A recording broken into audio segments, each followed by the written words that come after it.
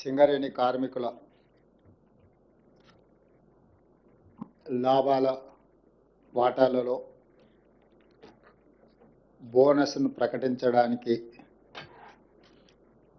ఏర్పాటు చేసిన పత్రికా సమావేశానికి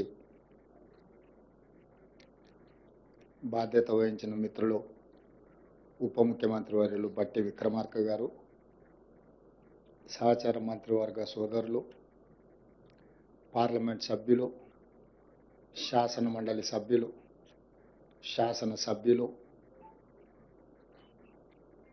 ఉన్నతాధికారులు,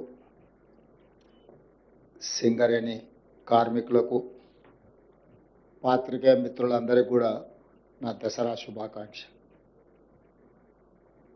మనందరికీ తెలుసు, తెలంగాణ రాష్ట్ర సాధన ప్రక్రియలో సింగరేణి కార్మికుల యొక్క త్యాగము, వారి శ్రమ, చరిత్ర ఎప్పటికీ మరవదు.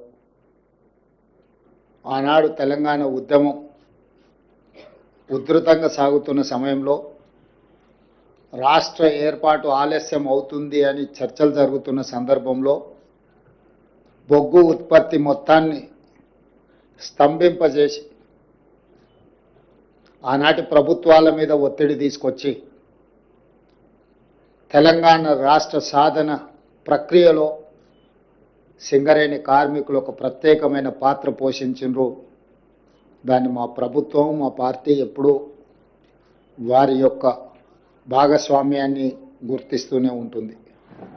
అదేవిధంగా గోదావరి పరివాహక ప్రాంతంలో ఉన్న సింగరేణి బొగ్గు గనులు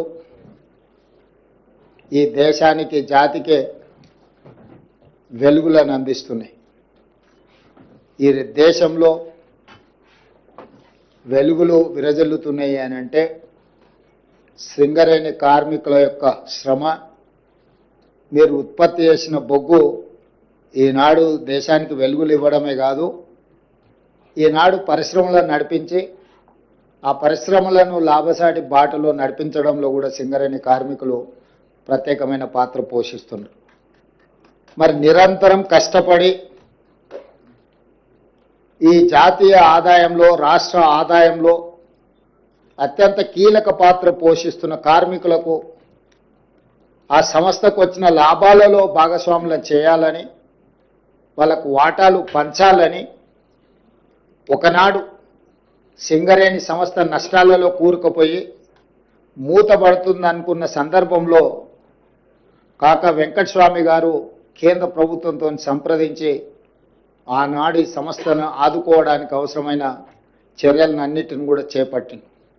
ఆ తర్వాత సింగరేణి సంస్థ వెనక్కి తిరిగి చూడకుండా లాభాల బాటలో నడుస్తూ ఉంది. ఆ వచ్చిన లాభాలలో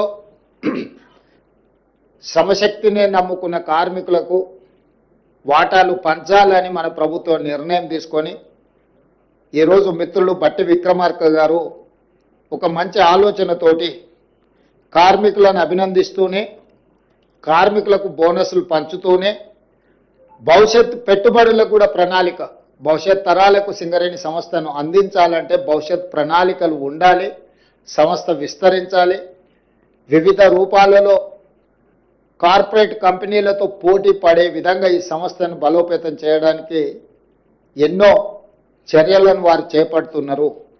అందులో భాగంగానే లాభాలు 6,394 కోట్లు 2024-25 సంవత్సరానికి లాభాలు వస్తే అందులో కార్మికులకు పంచడానికి దాదాపుగా వారు 4,034 కోట్ల రూపాయలు ఈరోజు వారికి కేటాయించడానికి ముందుకు వచ్చిండ్రు.